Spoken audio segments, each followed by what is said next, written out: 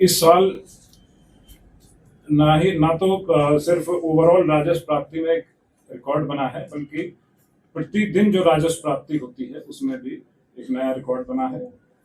अभी तक पिछले वर्षों में 2024-25 में एक दिन में करीब 67.5 करोड़ की राजस्व प्राप्ति अचीव हुई थी, लेकिन इस बार 31 मार्च को 2026 में 14,905 दस्तावेजों का निबंधन हुआ और उसमें 107 करोड़ की राजस्व प्राप्ति हुई। ये अभी तक का कीर्तिमान है। साथ ही साथ पूरे मार्च में कई सारे दिनों में मंथ जो एंड का वीक है उसमें 80 करोड़ प्रतिदिन से अधिक की राजस्व प्राप्ति लगातार होती रही। और इसके लिए हम लोगों ने अन्य विभागों से भी कोऑर्डिनेशन रखा। जो वित्त विभाग है, वित्त विभाग का जो ऑनलाइन सिस्टम है उससे भी कोऑर्डिनेशन किया। साथ साथ जो हमारे एसीसी सेंटर्स हैं, एसीसी काउंटर्स हैं, उन सबसे कोऑर्डिनेशन, एनआईसी से कोऑर्डिनेशन करने के बाद ये सारा, क्योंकि पूरा ऑनलाइन सिस्टम है तो ऑनलाइन सिस्टम के आधार पर कहीं कोई ब्रेकडाउन वगैरह ना हो, तो उस हिसाब से ये राजस्व प्राप्ति हुई है। माननीय मंत्री जी के दिशा निर्देश में, माननीय उप मुख्यमंत्री जी के दिशा निर्देश में हमने सभी कार्यालय जो शनिवार, इतवार, अवकाश वाले दिन भी खोले गए और जो बाहर से भी लोग आ रहे थे उन्होंने भी अवकाश के दिन आके रजिस्ट्रेशन कराया है। और लगातार रात को 10-10 बजे तक विभिन्न कार्यालयों में काम किया है। 141 कार्यालय हैं और इसमें 38 कार्यालय तो आपके जो ये हैं जो डीएसआर के हैं, जिला के कार्यालय हैं, और बाकी कार्यालय 103 कार्यालय जो वो हैं सब रजिस्ट्रार के कार्यालय। और वर्ष 2025 में 4 नए कार्यालय खोले गए हैं, जिसमें वीरपुर सुपौल में नया कार्यालय खोला गया है, सोनबरसा सहरसा में नया कार्यालय खोला गया है, पालीगंज पटना में नया कार्यालय खोला गया है और रानीगंज अररिया में भी एक नया कार्यालय खोला गया है। इसके अलावा जो अन्य कई सारे जो प्रशासनिक और तकनीकी रूप से जो पहल की गई हैं उसके बारे में आपको जानकारी देना चाहता हूं कि अभी सारी प्रक्रिया ई निबंधन सॉफ्टवेयर है उसके माध्यम से की जाती है, ऑनलाइन प्रक्रिया है। इस प्रक्रिया में ऑनलाइन अपॉइंटमेंट भी है, ऑनलाइन एप्लीकेशन भी है, जो आधार ऑथेंटिकेशन है, ई केवाईसी, वो भी इलेक्ट्रॉनिक माध्यम से है। और अभी मात्र जो संबंधित जो पक्षकार हैं उनको एक बार ही कार्यालय में आना पड़ता है। साथ में जो हमारे जो अलग अलग तरह के जो फर्म्स, सोसाइटीज का रजिस्ट्रेशन होता है तो उसमें भी अभी पूरी प्रक्रिया ऑनलाइन कर दी गई है। जो भी रिपोर्ट्स, ऑडिट रिपोर्ट्स वगैरह हैं वो ऑनलाइन अपलोड करने का प्रावधान है और उसी के माध्यम से इनका संस्थाओं का, फर्म्स का रजिस्ट्रेशन भी किया जाता है। बिहार देश में कुछ चुनिंदा राज्यों में है जहाँ पे जिस दिन डीड का रजिस्ट्रेशन होता है तो उसी दिन जो डीड की कॉपी है पक्षकारों के मोबाइल फोन पे, उनके एसएमएस के माध्यम से और व्हाट्सएप के माध्यम से उनके मोबाइल फोन पे एक लिंक पहुंच जाता है। उस लिंक के माध्यम से उसको जो डीड है, डीड की फाइनल कॉपी को आप डाउनलोड किया जा सकता है। और अधिक डिजिटाइजेशन की तरफ बढ़ते हुए विभाग ने ये प्रयास है विभाग का कि 1908 से लेके 2025 तक के और अब तक के लगातार जितने भी सारे रिकॉर्ड्स हैं, जितने डीड्स हैं, उनको डिजिटाइज किया जाए। तो 1995 से 2026 तक के 2,34,00,000 दस्तावेज हैं वो पूरी तरह डिजिटाइज्ड हैं। इनको ऑनलाइन माध्यम से डीड की कॉपी निकाली जा सकती है। और 1908 से 95 के करीब जो 5 करोड़ दस्तावेज हैं उनको भी डिजिटाइजेशन का कार्य किया जा रहा है और इस वित्तीय वर्ष में वो कार्य पूर्ण है। वाहन निबंधन मैरिज सर्टिफिकेशन भी करता है, रजिस्ट्रेशन भी करता है। और इस बार 25-26 में 10,259 विवाहों का निबंधन किया गया और 2,648 विवाहों का सोलमनाइजेशन किया गया। विभाग द्वारा एक नई नियमावली बिहार आनंद कारज विवाह निबंधन नियमावली 2025 में अधिसूचित की गई है, जो सिटीजन्स हैं, सिटीजन्स को लगातार कैसे हम सुविधाएं बेटर तरीके से दे सकते हैं, अच्छी तरीके से दे सकते हैं, कैसे निबंधन की प्रक्रिया को और सरल बनाया जा सकता है, इसके लिए विभाग लगातार कार्य कर रहा है। इसमें विभिन्न कार्यालयों में VI हेल्थ की स्थापित है, व्हील चेयर की सुविधा है, जो हमारे जो वेटिंग हॉल्स हैं, वेटिंग रूम्स हैं, वो वातानुकूलित वेटिंग रूम्स हैं, जलपान गृह की भी सुविधा है जो जीविका दीदियों के माध्यम से कई जगहों पर संचालित है। अभी वर्तमान में विभाग के जो एक मेजर जो पहल है और जिस तरह विभाग बढ़ रहा है कि पूर्णतः पेपरलेस निबंधन नियमावली प्रणाली को की तरफ सब कार्यालयों में हमारे जितने 140 कार्यालय हैं तो उसमें करने के लिए लगातार इसमें रियल टाइम एप्लीकेशन का क्या स्टेटस है, कब अप्लाई किया, अगले स्टेज पे कहाँ गया, कैसे गया, फिर उससे अगले स्टेज पे कहाँ गया, तो सारी जानकारी इसमें ऑनलाइन भी उपलब्ध रहती है।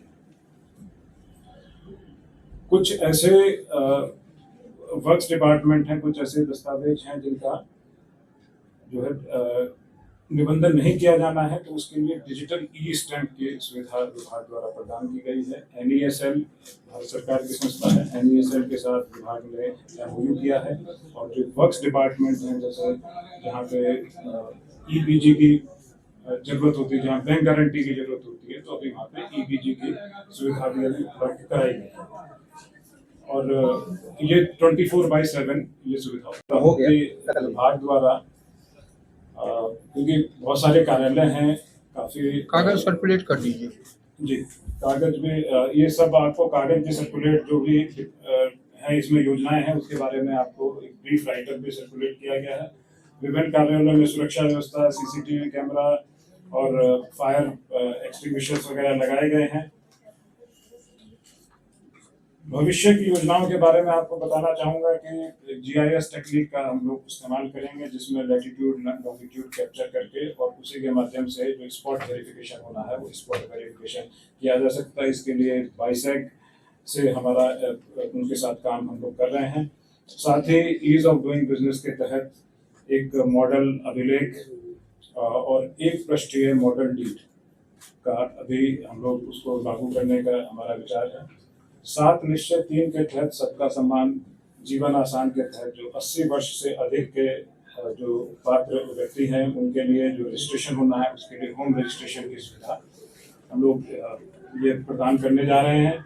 साथ ही अगर किसी व्यक्ति को जमीन के बारे में जो अंतरित की जाने वाली भूमि है उसके बारे में कुछ एडिशनल इंफॉर्मेशन चाहिए तो ये ऑप्शन भी सॉफ्टवेयर के माध्यम से उपलब्ध है कि वहाँ पे सॉफ्टवेयर में CEO के माध्यम से आप इसके बारे में एडिशनल जानकारी के ऊपर आप प्रदान कर सकते हैं, प्राप्त कर सकते हैं। अगले वित्तीय वर्ष की कार्य योजना के बारे में बस मैं आपको ब्रीफ करना चाहूंगा कि 10,000 करोड़ का लक्ष्य निर्धारित किया गया है जो अब तक का हाईएस्ट है और बिहार निबंधन नियमावली 2026 जो कैबिनेट द्वारा पारित हो गई है, तो इसके लिए हम लोग इसको लागू करेंगे। पुराने जो निबंधित दस्तावेज हैं जितने पेंडिंग डिजिटलाइजेशन है उसको पूरा करेंगे और मोबाइल ऐप और GIS तकनीक के माध्यम से जो मानव हस्तक्षेप है उसको कम से कम करके और पारदर्शी तरीके से इसमें काम करते हैं। सर्कुलेट कर दिया ना, सर्कुलेटेड है सर। ठीक है, तो काय की दूसरी बात कर लेंगे। चेक पोस्ट वगैरह हैं, हमारे ड्रोन्स हैं सब जगह पे और इसकी छापेमारी वगैरह की जा रही है। पिछले सालों से जो रिकवरी है वो काफी ज्यादा है इस बार भी, तो आप सभी को सर्कुलेटेड है। माननीय मंत्री जी के निर्देशानुसार अगर आपको कोई कठिनाई हो रही है लोगों को बैठने में, तो क्या क्या बोल रहे हैं। 17 लाख लोगों की गिरफ्तारी हुई है, ऐसा लिखा हुआ है। 17,18,058 व्यक्तियों की गिरफ्तारी हुई है। उसमें पीने वाले कितने हैं और बेचने वाले कितने हैं, और जिसमें 50% सजा हुई है उसमें पीने वाले को क्या सजा हुई है और बेचने वाले की क्या सजा हुई है। और इसी से जुड़ा मेरा दूसरा पक्ष से सवाल, बिहार के 11 शहरों में आप जमीन की खरीद बिक्री और रजिस्ट्रेशन पर रोक लगा दिए हैं और आपने कहा है कि हमारा लक्ष्य 10,000 करोड़ का है 26-27 में। लक्ष्य कैसे पूरी कीजिएगा और कितने बेचने वाले और कितने पीने वालों की गिरफ्तारी है।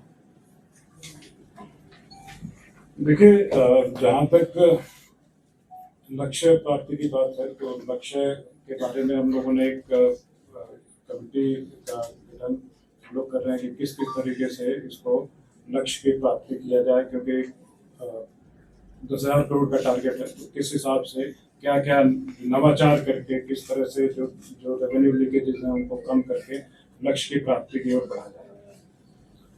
वर्कआउट हो रहा है, वर्कआउट हो रहा है उस पर। तो उस पर हम लोग वर्कआउट कर रहे हैं। और साथ साथ जो आपने कहा कि कितना जो कन्विक्शन है, कन्विक्शन लगभग अभी करीब 50% का हमारा कन्विक्शन है।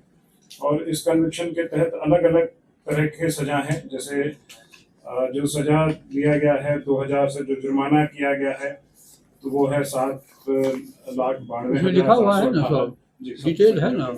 और अलग अलग कैटेगरी के जो सजा है सारी उसके बारे में चीजें रिपोर्ट आपको दे दी गई है, प्रतिवेदन दिया है, सारी चीजें और हम लोग सर्कुलेट भी कर देंगे जो हमारे पास कर लीजिए। वो हम सर्कुलेट तो सवाल एक मंत्री जैसा, ये शराबबंदी सफल है? हैं? शराबबंदी सफल है? कानून लेकर आए 10 साल हो गए। शराबबंदी का असर नहीं कि शराबबंदी फेल है।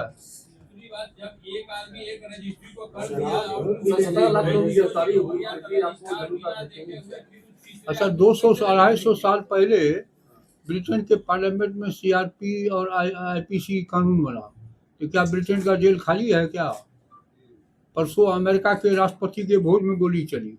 अपराध भी है, लेकिन जब मेजॉरिटी पीपुल्स के लिए कानून बनाए जाते हैं। इसी तरह से दारू भी बंद हो गया और दारू आते रहा, तो मतलब वो भी फेल्योर है, वो भी नहीं रुक सकता है। अब आप लोगों की निगाह में फेल्योर हो, लेकिन गांव में लोगों में इतनी अच्छी खुशी है, महिलाएं इतनी खुश है, लोगों की अर्थव्यवस्था भी मजबूत हुई है। तो शराबबंदी जारी नहीं हुआ? क्या? जारी रहेगा? निश्चित रूप से जारी रहेगा। आ रहा है तो पकड़ा भी जा रहा है, कार्रवाई भी हो रही है। उसी तरह से आपका रजिस्ट्रार जो है पैसा लेकर के, व्यक्तिगत लाभ लेकर के एक ही जमीन को 4 जगह रजिस्ट्री करता है, उसमें आप क्या ये सब अफवाह है, अफवाह। आपके पार्टी के लोग शराब की समीक्षा की बात कर रहे हैं सर। समीक्षा की होती रहती है। ठीक है, बहुत बहुत धन्यवाद। सर जो जमीन का दर बढ़ने वाला था, रजिस्ट्री दर, उसको लेकर कुछ निर्णय लिया गया है क्या? निर्णय लेंगे तो आप लोगों को बता देंगे, अभी वर्कआउट हो रहा है। सर 2016 से लेकर अब तक कितनी मौतें के डेथ हुई है? क्या? सर 2016 से लेकर के जहरीली शराब से कितनी मौतें हुई है अब तक? उसके रिकॉर्ड आपको वो डाटा आपके पास है, हम लोग डाटा उसको सर्कुलेट भी कर देंगे। तो लगातार कुछ जगह पे हुआ है, वो डाटा हम आपको सर्कुलेट कर देंगे। ठीक है, चलिए। कई बार विपक्ष के लोग कहते हैं कि ऐसी शराबबंदी से क्या फायदा? जो लोग पीने वाले हैं ना, वही ये कहते हैं। जो नहीं पीने वाले मेजॉरिटी लोग हैं, वो उसको पसंद करते हैं। चलिए, ठीक है, बहुत बहुत धन्यवाद। और अब धन्यवाद ज्ञापन, मैं धन्यवाद ज्ञापित करती हूँ आपकी जगहों की उपस्थिति के लिए।